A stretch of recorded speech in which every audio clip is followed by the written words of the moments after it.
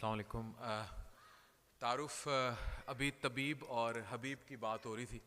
तो जो तबीब होता है वो जिस्म का इलाज करता है और जो हबीब होता है वो रूह का इलाज करता है। तो यहाँ मैं तबीब वाली कोई बात नहीं करूँगा, हबीब वाली बातें मैंने भी यही सीखा है और मैं भी अहले वासफ़ीन में इसीलिए शामिल हूँ। कहते हैं कि इबादत फरिश्ता तो बना सकती है, इंसान नहीं बना सकती। इंसान दर्द से बनता है। तो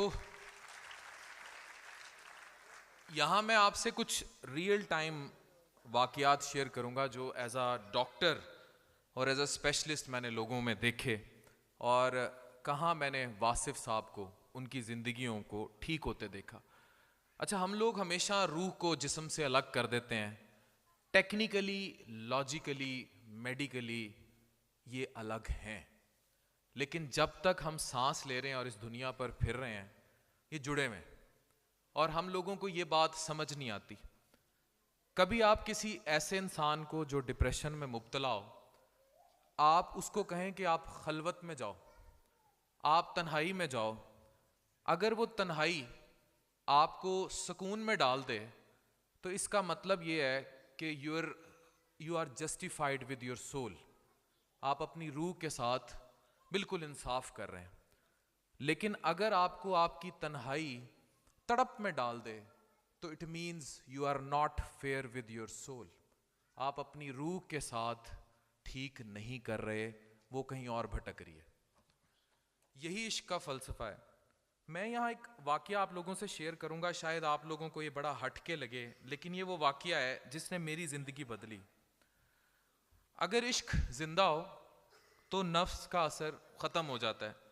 इबादत नफ्स के शर के ख़तरे से तो बचा सकती है, लेकिन तज़किया नहीं करती। तज़किया सिर्फ इश्क करता है। हज़रत वासिफ़ अली वासिफ़। मैं आज आपको ये बताता चलूँ, I was in days of my first year MBBS। तो मैं, जाहिर है गुस्ताखी आप सब ने ज़िंदगी में कभी ना कभी की होगी, और अगर नहीं की तो फिर उस वजदान से आप लोग महरूम रहे। इश्क ला हासिल का नाम है। मैं तो कहता हूँ हर किसी को अता हो, ताकि ये गुस्ताखी उसको मजाज से हकीकत की तरफ ले जाए। हुआ ये कि when I was in first year MBBS, तो मेरी खलवत के अंदर भी वो तड़प आ गई एंड माई रूह was not with my body. And then I realised कि कहीं मैंने भी गुस्ताखी की है, और वो गुस्ताखी जो है वॉज नॉट सेटलिंग अप। मैं उन दिनों रेडियो किया करता था, रेडियो मुल्तान। तो रेडियो मुल्तान के थ्रू ही किसी को दावत दी गई। एक मलंग साहब थे और वो लिखा करते थे, राइटर भी थे और दरबारों पे बैठा करते थे। और ये शाहरुख ने आलम, बड़ा मशहूर, आप सबको पता होगा। तो वहाँ से वो आए और वो मेरे शो में बैठ गए। और जब मैंने उनसे बात करने की कोशिश की और हमारी आपस में गुफ्तगू शुरू हुई, तो वो सारी गुफ्तगू तसव्वुफ, इश्क और हकीकत पर थी। अब उस शख्स की जो कहानी शुरू हुई वो एक जुल्फ की असीरी से शुरू हुई, और उसकी ज़िंदगी में कहीं वासिफ साहब दाखिल हो गए, और उस असीरी से निकलता वो शख्स अल्लाह तक जा पहुंचा। तो आप खुद सोचें कि किस तरह इंसान की ज़िंदगी अलिफ अल्लाह तक मोल्ड होती है। मैं आपको बार बार कहूँगा, हमारे माशरे में बड़ी शदीद किस्म की डिप्रेशन है, एंग्जाइटी है, लोगों के घरों में सुकून नहीं है। Being a specialist, leading one of the largest medical programs in Pakistan, मैं आपको क्लियरली एक बात बता दूं, हमारे 80% जिस्म के मसले जो हैं वो हमारी रूह के मसले हैं। डॉक्टर वसीम सामने बैठे हैं।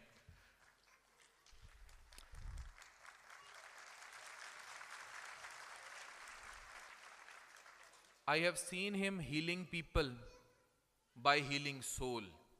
मेरे पास एक खातून आती है, उम्र 12 साल, शादी कर दी हमारे ही माशरे के लोगों ने 60 साल के किसी शख्स के साथ। उम्र 25 साल, दूसरी शादी होती है 75 साल के किसी शख्स के साथ, कोप नहीं कर पा रही, दोनों शादियां मर्जी से नहीं हुई। 35 साल की उम्र में वो आके मेरे ही हॉस्पिटल में, मैं लिवर टावर मुल्तान का सी हूँ, मेरे ही हॉस्पिटल में आके मुझे कहती है कि मुझे मैदे का मसला है। टेक्निकली उसे मैदे का मसला था नहीं, उसको साइकोलॉजिस्ट के पास भेजा, उसने कहा she is in intense depression, इसे बाइपोलर डिसऑर्डर हो चुका है और ये सुइसाइडल थॉट्स आते हैं इसको, और ये कहती है कि मैं खुदकुशी कर लूँ। अब मुझे कहीं से कोई एक्सप्लेन कर दे कि क्या उसका मसला सिर्फ जिस्म तक मुहित था, उसकी तो रूह छलनी कर दी थी। तो अब आप हमें ये बात समझनी होगी। मैं एज अ डॉक्टर आप सबसे बात करना चाह रहा हूँ, आप जब डिप्रेशन में हो, जब एंजाइटी में हो, आप वासिफ साहब को पढ़िए,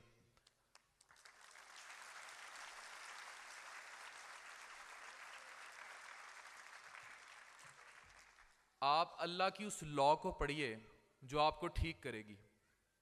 मैं एक कैंसर के बाबा जी का जिक्र करता हूँ। 4 बाबे मेरे पास ऐसे हैं जिनको एंड स्टेज लिवर कैंसर है। वो कैंसर उनकी रगों में हर तरफ फैल चुका हुआ है। एंड एवरी टाइम, एक बलूचिस्तान के बाबा जी हैं, मैं उनकी वीडियोस भी आप लोगों में से अगर किसी ने फॉलो किया हो तो देखी होंगी। Every time when they enter my chamber, वो पहले से ज़्यादा ठीक होके आ जाते हैं। और मैंने उनसे पूछा कि तुम करते क्या हो ऐसा? वो मुझे कहते हैं हम सूरत रहमान पढ़ते हैं, हम अल्लाह से लॉ लगाते हैं, दिल करता है तो ਤੁਹਾਡੀ दवाई खा ली दी है, वरना वो भी नहीं खाई दी, बस ਅਸੀਂ सूरत रहमान पढ़ लेते हैं।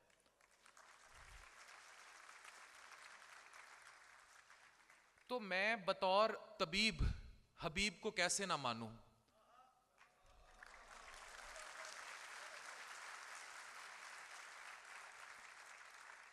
मैं जिस्म का डॉक्टर हो के रूह के डॉक्टर वासिफ को कैसे ना मानूं?